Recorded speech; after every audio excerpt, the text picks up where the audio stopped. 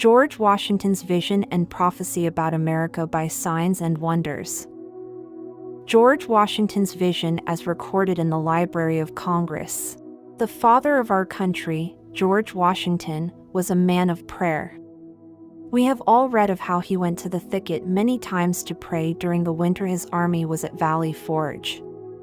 However, little publicity has been given to the vision and prophecy he received at that time. The first-hand account of this vision was given in 1859 by an old soldier named Anthony Sherman. He gave it to a writer, Wesley Bradshaw, who published it.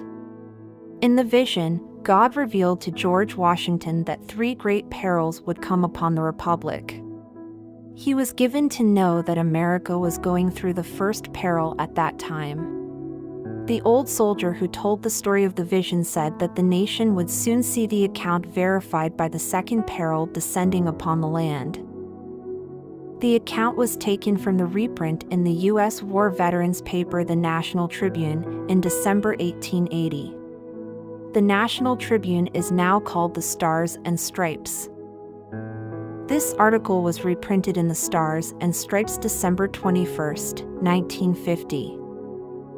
In the report of this phenomenal and most important heavenly message for us at this hour, Wesley Bradshaw wrote, "The last time I ever saw Anthony Sherman was on the 4th of July 1859 in Independence Square. He was then 99 years old and becoming very feeble. But though so old, his dimming eyes rekindled as he gazed upon Independence Hall, which he came to visit once more.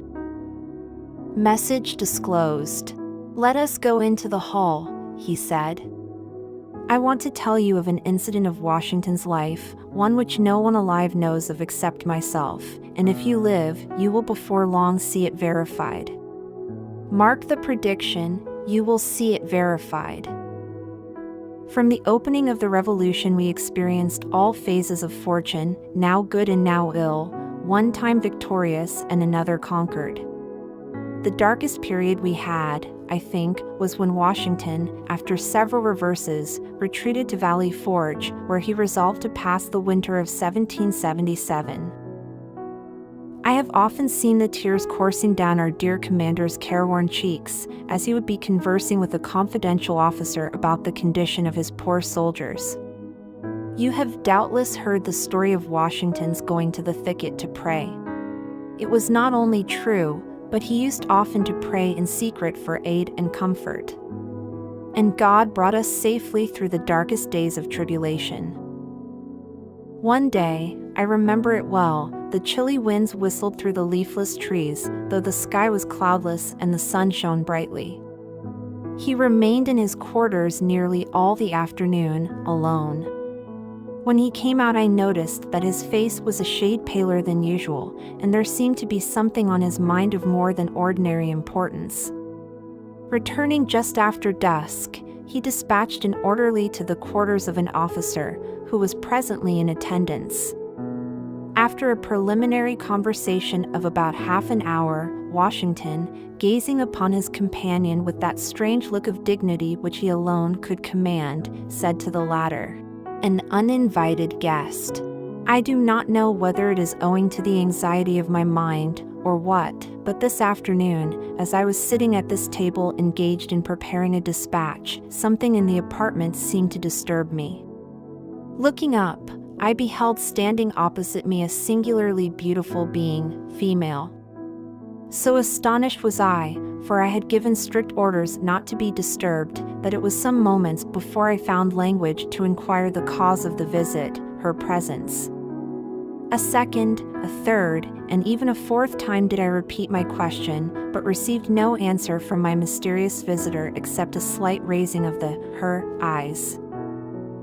By this time, I felt strange sensations spreading through me. I would have risen, but the riveted gaze of the being before me rendered volition impossible. I essayed once more to speak, address her, but my tongue had become useless, as if, though it had become paralyzed. A new influence, mysterious, potent, irresistible, took possession of me. All I could do was to gaze steadily, vacantly at my unknown visitor. Gradually, the surrounding atmosphere seemed to fill with sensations and grew luminous. Everything about me seemed to rarefy, the mysterious visitor, herself, also becoming more airy and yet more distinct to my sight than before. I began to feel as one dying, or rather to experience the sensations, which I have sometimes imagined, accompany death. I did not think, I did not reason, I did not move. All were alike impossible. I was only conscious of gazing fixedly, vacantly at my companion. First great peril. Presently I heard a voice saying, "Son of the Republic, look and learn," while at the same time my visitor extended her arm eastward. I now beheld a heavy white vapor at some distance rising fold upon fold. This gradually dissipated, and I looked upon a strange scene. Before me lay, spread out in one vast plain, all the countries of the world: Europe, Asia, Africa, and America. I saw rolling and tossing between Europe and America the billows of the Atlantic, and between Asia and America lay the Pacific. "Son of the Republic," said the same mysterious voice as before, "look and learn." At that moment I beheld a dark, shadowy being, like an angel, standing, or rather floating in midair, between Europe and America. Dipping water out of the ocean in the hollow of each hand, he sprinkled some upon America with his right hand, while with his left he cast some over Europe. Immediately a cloud arose from these countries and joined in mid-ocean. For a while it remained stationary, and then it moved slowly westward until it enveloped America in its murky folds. Sharp flashes of lightning gleamed through it at intervals, and I heard the smothered groans and cries of the American people, probably the War of Independence. Second great peril. A second time the angel dipped water from the ocean and sprinkled it out as before. The dark cloud was then drawn back to the ocean, in whose heaving billows it sank from view. A third time I heard the mysterious voice saying, "Son of the Republic, look and learn." I cast my eyes upon America and beheld villages and towns and cities springing up one after another until the whole land from the Atlantic to the Pacific was dotted with them. Again, I heard the mysterious voice say, "Son of the Republic, the end of the century comes, look and learn." And this time the dark shadowy angel turned his face southward. From Africa I saw an ill-omened specter approach our land. It flitted slowly and heavily over every town and city of the latter.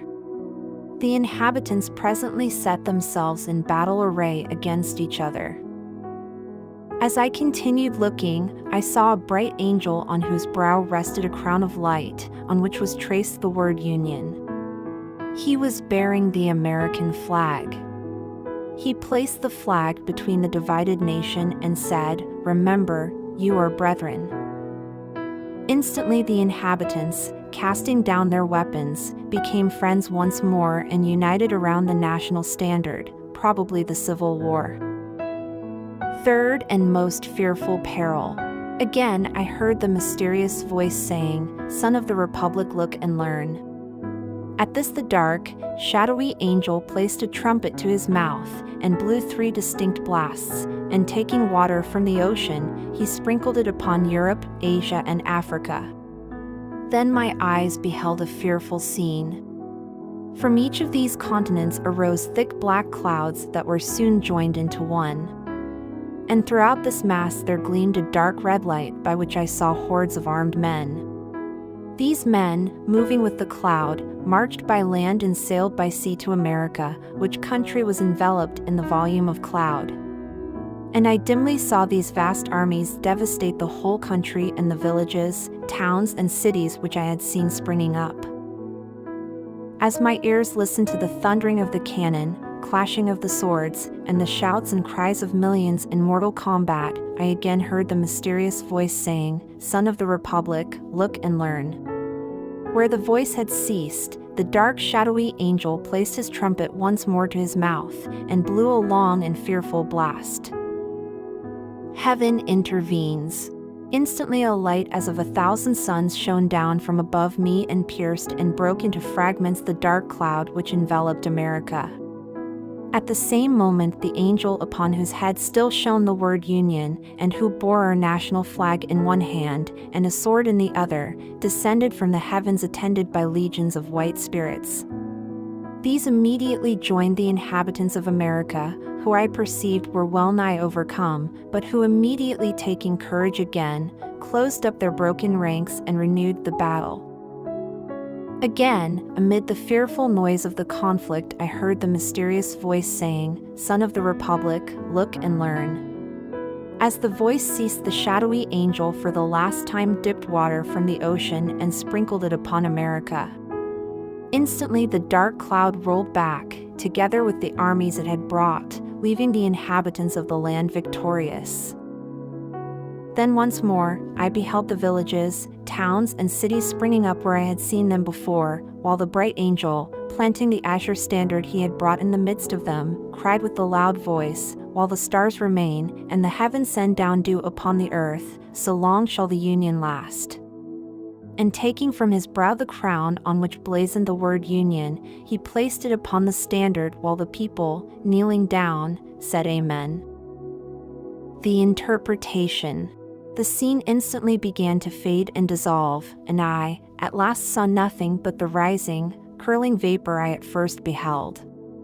This also disappeared, and I found myself once more gazing upon the mysterious visitor, who, in the same voice I had heard before, said, "Son of the Republic, what you have seen is thus interpreted: 3 great perils will come upon the Republic. The most fearful for her is the third. But the whole world united shall not prevail against her. Let every child of the Republic learn to live for his God, his land, and Union." With these words the vision vanished, and I started from my seat and felt that I had seen a vision wherein had been shown me the birth, the progress, and the destiny of the United States. Such, my friends, the venerable narrator concluded, were the words I heard from Washington's own lips, and America will do well to profit by them.